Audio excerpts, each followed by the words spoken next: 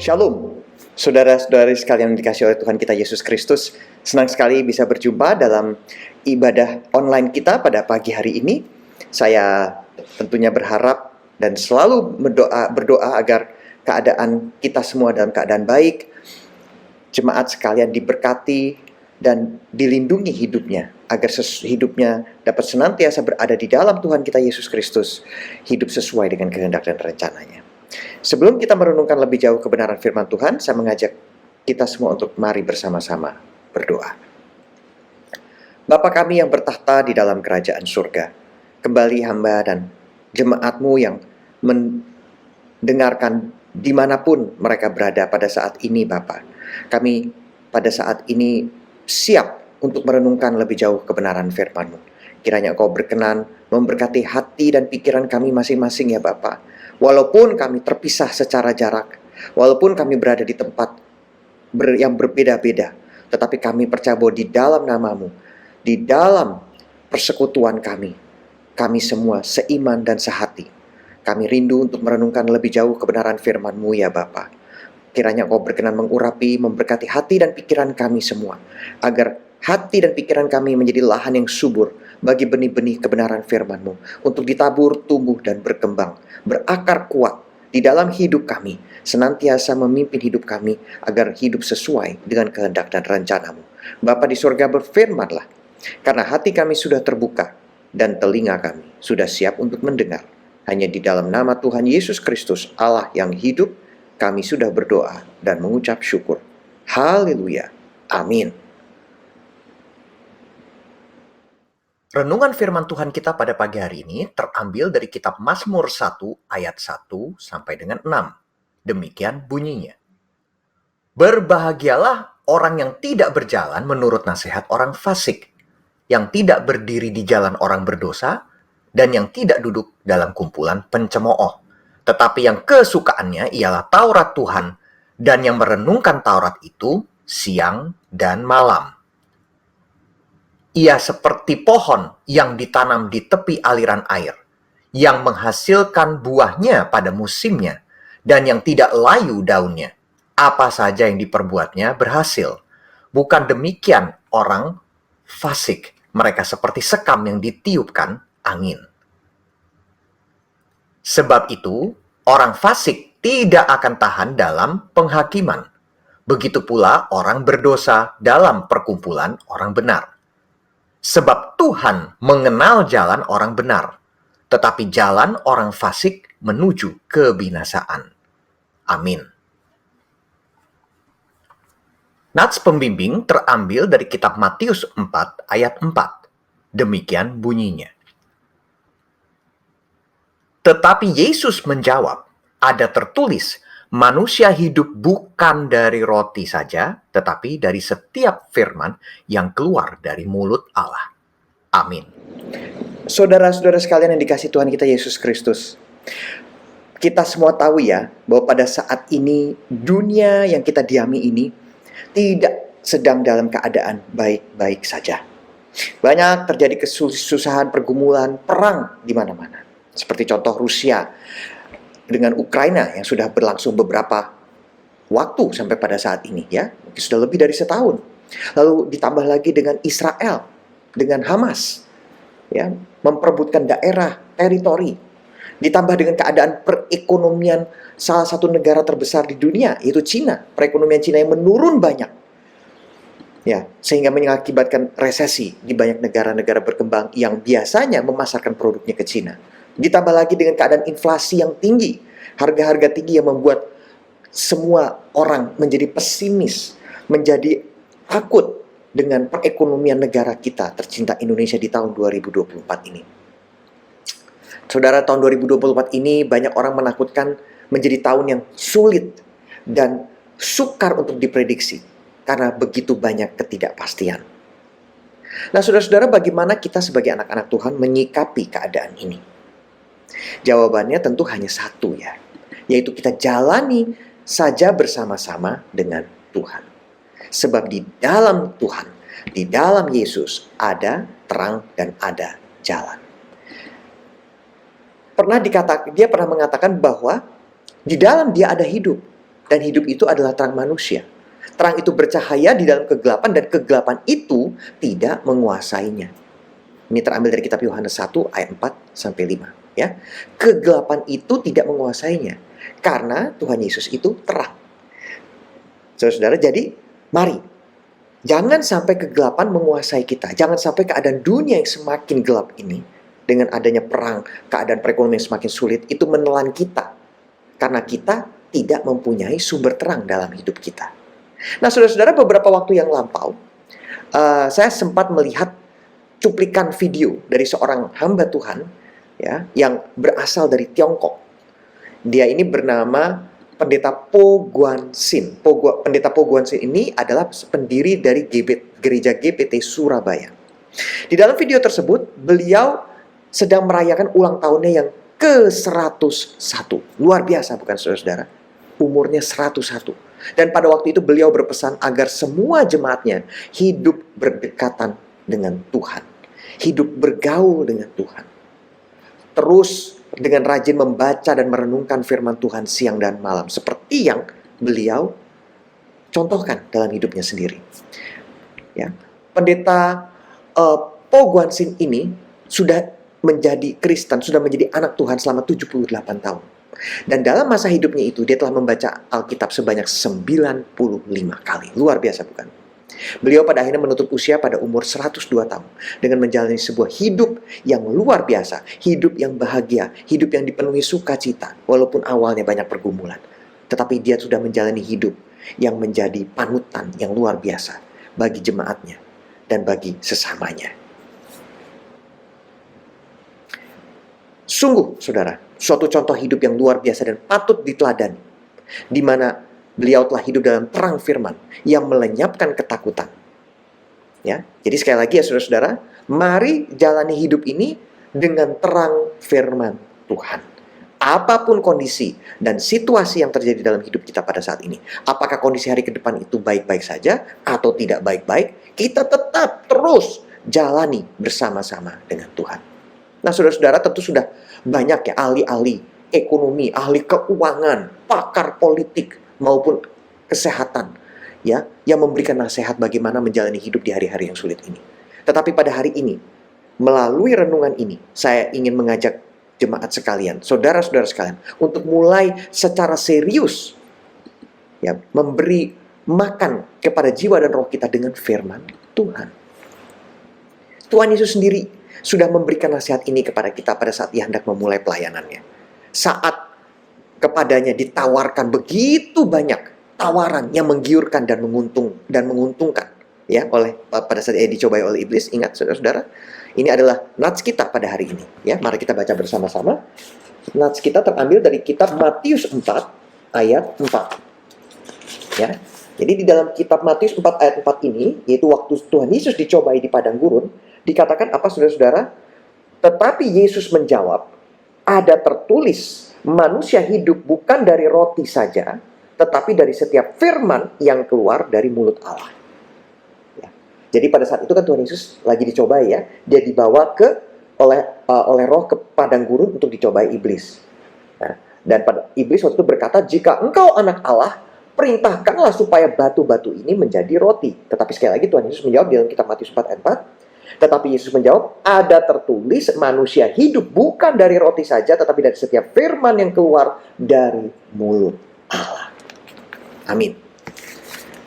Nah, saudara, hal ini senada, ya, saudara, dengan nyanyian Daud di awal kitab Mazmur. Ya, nah, yang ini merupakan ayat firman Tuhan kita pada hari ini, ya. Kitab ini langsung dibuka dengan nasihat, siapa orang fasik ini? Baik, saudara, kita mulai dengan ayat 1 dari Mazmur 1. Mazmur 1 ayat 1. Dikatakan, berbahagialah orang yang tidak berjalan menurut nasihat orang fasik, yang tidak berdiri di jalan orang berdosa, dan yang tidak duduk dalam kumpulan pencemooh. Tetapi yang kesukaannya ialah Taurat Tuhan, dan yang merenungkan Taurat itu siang dan malam.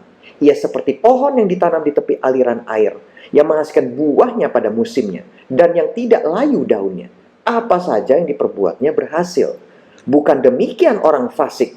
Mereka seperti sekam yang tiukan angin. Sebab itu orang fasik tidak akan tahan dalam penghakiman. Begitu pula orang berdosa dalam perkumpulan orang benar. Sebab Tuhan mengenal jalan orang benar, tetapi jalan orang fasik menuju kebinasaan. Amin. Nah, saudara-saudara sekalian, siapa yang dimaksud dengan orang fasik ini? Orang fasik adalah orang yang menyatakan bahwa Tuhan itu tidak ada. Atau bisa juga mereka masih mengakui, oh Tuhan itu ada, masih mengakui keberadaan Tuhan, tetapi mereka tidak mau patuh pada firman-Nya atau patuh pada ajarannya. Nah, oleh karena itu saudara-saudara, di dalam Mazmur 36 ayat 2 disebutkan, dosa bertutur di hati orang fasik. Rasa takut pada Allah tidak ada di dalam orang itu. Jadi orang fasik itu hidup dalam dosa dan dia tidak takut kepada Allah. Nah, Mazmur 36 juga menjelaskan bahwa perkataan dari mulut orang fasik itu hanyalah kejahatan dan tipu daya. Mereka menempatkan dirinya di jalan kesesatan dan selalu melakukan tindakan kejahatan. Kita lihat ya dari kata-kata pertamanya di dalam kitab Mazmur 1 ini ya. Berbahagialah orang yang tidak berjalan menurut nasihat orang fasik. Ya. Oleh karena itu, mari jangan kita berjalan menurut nasihat orang fasik supaya kita berbahagia. Nasihat mereka, nasihat orang fasik itu kelihatannya benar. Kayaknya sepertinya tuh kok tepat gitu. Masuk akal, masuk logika, sesuai dengan kenyataan yang ada. Tetapi, tanpa kita sadari, nanti ujung-ujungnya itu akan membawa kita kepada kekosongan hidup dan kehampaan yang luar biasa. Saudara, ada sebuah ilustrasi ya dari seorang sarjana ateis yang pernah berkata dalam pidatonya bahwa Tuhan tuh nggak ada di dunia ini. There is no such thing as God. Nggak ada Tuhan, nggak ada Allah di dalam dunia ini. Bahkan dia dengan nada menantang, dia berkata dari atas podium gitu ya.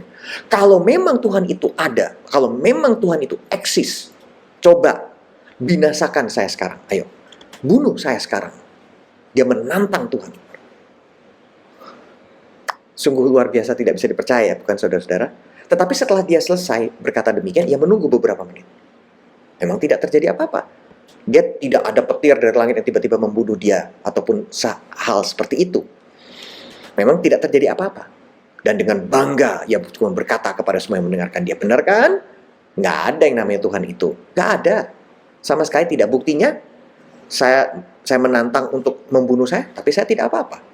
Nah, tetapi pada saat itu, saudara-saudara, ada seorang wanita tua di antara para hadirin yang dengan perlahan-lahan berdiri dan berkata, Tuan, Anda sangat berbicara dengan sangat pandai, dengan sangat logika, dan sepertinya tampak seperti orang yang terpelajar. Tetapi tolong Tuan jelaskan kepada saya satu hal ini. Nah, dia berkata dengan santai, dia berbicara dengan santai, pelan-pelan. Selama ini saya percaya bahwa Tuhan itu ada. Dan Tuhan itu dengan kesabarannya memberi pencerahan, memberi ketenangan hati kepada saya pada saat saya takut. Dia memberikan kepada saya kedamaian, membuat saya bahagia ketika saya sedang sedih. Dan saya juga selalu ingat akan firman-Nya, akan pengajarannya, untuk selalu mengulurkan tangan, memberi bantuan kepada orang lain yang membutuhkan pertolongan, dan menyebarkan kebaikan dalam hidup saya. Karena itu saya percaya bahwa Tuhan itu ada. Karena saya percaya bahwa Tuhan itu ada, maka saya menjadi lebih bahagia dan berani menghadapi kesulitan bahkan kematian. Jadi wanita ini mengatakan bahwa karena dia percaya bahwa Tuhan itu ada, dia menjadi lebih bahagia dan dia berani menghadapi kesulitan. Tetapi lalu dia berkata lagi, tetapi jika suatu hari saya mati, dan setelah kematian saya mendapati ternyata bahwa Tuhan itu memang tidak ada, lalu sebenarnya apa yang hilang dari hidup saya ya Tuhan? Dia bertanya demikian. Suasana seketika menjadi hening. Dan si sarjana ateis ini berpikir dan berkata, ya saya rasa Anda nggak kehilangan apapun sih, ya. Ya, jadi walaupun wanita ini pada saat dia meninggal nanti mendapati bahwa Tuhan itu tidak ada, tetapi selama masa hidupnya kan dia sudah bahagia. Dia sudah merasa dilindungi oleh Tuhan. Dia sudah banyak menjadi berkat bagi banyak orang. Jadi apa yang saya kehilangan seandainya pun benar bahwa Tuhan itu tidak ada. Sarjana itu dengan terpaksa mengatakan, saya rasa Anda tidak kehilangan apapun. Wanita tua itu kemudian melanjutkan. Nah, satu hal lagi yang membuat saya bingung. Kalau misalnya nih, saya tidak percaya kepada Tuhan sekarang ini pada saat saya hidup. Saya tidak percaya seperti sang sarjana. Tetapi ternyata setelah saya mati, saya mendapati bahwa ternyata Tuhan itu ada. Wah, ternyata Tuhan itu ada. Balasan atas perbuatan selama saya hidup di dunia itu ada. Surga dan neraka itu ternyata ada. Lalu apa yang hilang daripadaku? Ya, saudara-saudara, sarjana ateis itu nggak bisa jawab dia. Kalau seandainya selama hidup ini dia, wanita tua itu berkata bahwa seandainya selama hidup ini dia tidak percaya pada Tuhan dan tidak berjalan menurut sesuai dengan kehendak Tuhan, lalu ternyata setelah dia mati nanti ternyata Tuhan itu ada. Kan bukankah dia kehilangan segalanya? Malah dia kehilangan macam-macam. Saudara, pemazmur menasihatkan kita agar kita jangan berjalan menurut nasihat orang fasik. Sebab orang fasik hanya berkata-kata untuk apa yang dia tidak jalani dan dia tidak hidupi. Bisanya hanya menasehati. Ya, tetapi sebenarnya itu nasihatnya itu memimpin kita kepada akhir yang tidak baik, kepada suatu kehampaan, kekosongan belaka. Yang kedua, dikatakan di dalam Mazmur 1 tersebut, jangan berdiri di jalan orang berdosa. Kata berdiri di sini itu berarti sepakat atau sekomplotan dengan jalan hidup dosa. Jadi tentu saja selama kita hidup ini kan nggak mungkin ya kita hidup tanpa berbuat dosa. Selama kita masih hidup di dunia ini, kita akan senantiasa pasti pernah berbuat dosa. Namanya hidup kedagingan kita ini, itu bisa saja namanya manusia itu terpleset, berbuat kesalahan, dan lain sebagainya. Kita bisa saja lemah dan terpleset dalam perbuatan dosa. Tetapi itu bukan berarti bahwa kita berdiri di jalan orang berdosa. Kita bisa berbuat dosa, tetapi janganlah membela dosa dan berjuang untuk kebebasan hidup di dalam dosa. Ya, jadi membela dosa dan hidup berkubang di dalam dosa, itulah yang dimaksudkan dengan berdiri di jalan orang berdosa. Dan di sini dikatakan jangan berdiri di jalan orang berdosa, artinya jangan hidup di dalam dosa. Begitu. Lalu dikatakan yang selanjutnya, dan tidak duduk dalam kumpulan pencemooh. Pencemooh ini adalah apa, saudara-saudara? Pencemooh ini adalah orang-orang yang tinggi hati, yang sombong, yang angkuh. Orang-orang seperti ini tuh memandang rendah orang lain, suka merendahkan orang lain. Dan pada dasarnya mereka adalah sebenarnya orang-orang yang penakut, sehingga mereka harus membentuk gerombolan. Makanya disebut seperti kumpulan para pencemooh tadi itu.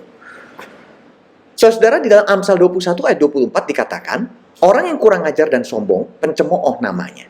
Ia berlaku dengan keangkuhan yang tak terhingga. Karena itu, jangan duduk dan berteman dengan mereka, saudara-saudara. Jangan kita memiliki mentalitas gerombolan. Beraninya kalau banyak, beraninya kalau kita gerombol. Bergaul dengan mentalitas gerombolan ini akan menjadikan diri kita kehilangan diri kita sendiri. Kehilangan jati diri kita. Dan pada akhirnya kita suka mengeluh, mencela, dan mencemooh orang lain. Bahkan untuk hal-hal yang baik sekalipun. Saudara-saudara, mari kita jadikan firman Tuhan itu kesukaan bagi jiwa kita. Makanan yang sehat bagi roh kita. Ingat, tahun ini, tahun 2024 bukanlah tahun yang mudah. Tahun yang banyak dengan kefasikan. Kita sudah melihat perang di mana-mana. Kita sudah melihat banyak kejadian-kejadian yang tidak bisa kita percayai. Ya, ada orang ditembak, ditusuk, ya, di luar negeri ya. Banyak kejadian di luar negeri maupun di dalam negeri. Tahun-tahun di mana orang menindakkan atau berbuat dosa secara terang-terangan. Bahkan menjadikan dosa sebagai jalan hidup mereka, berkubang dalam dosa, berdiri di jalan orang berdosa. Tahun ini sudah muncul dan akan muncul lagi banyak pencemooh yang bebal. Saudara-saudara, tahun ini mungkin akan menjadi tahun yang banyak merusakkan mental, menjadikan banyak orang kehilangan arah untuk menjadi orang baik, untuk menjadi orang yang taat. Kebahagiaan ditawarkan di sana-sini sebagai jalan yang instan menuju kekayaan, ketenaran, kekuasaan.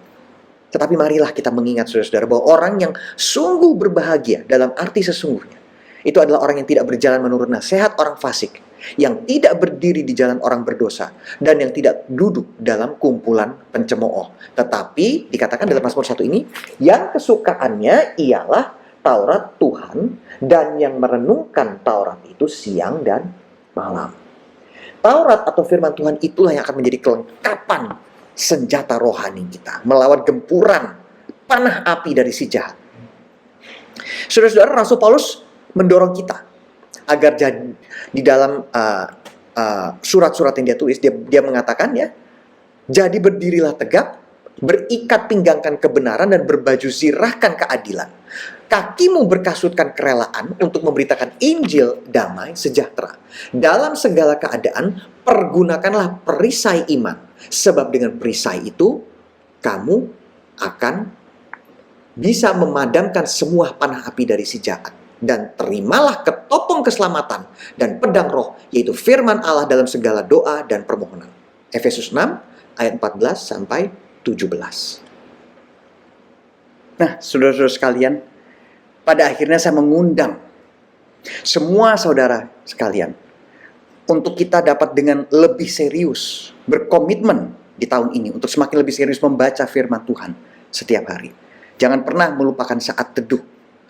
Ajak keluarga kita, ajak anak-anak kita, ya, untuk lebih berkomitmen dalam mempelajari firman Tuhan, membaca firman Tuhan setiap harinya.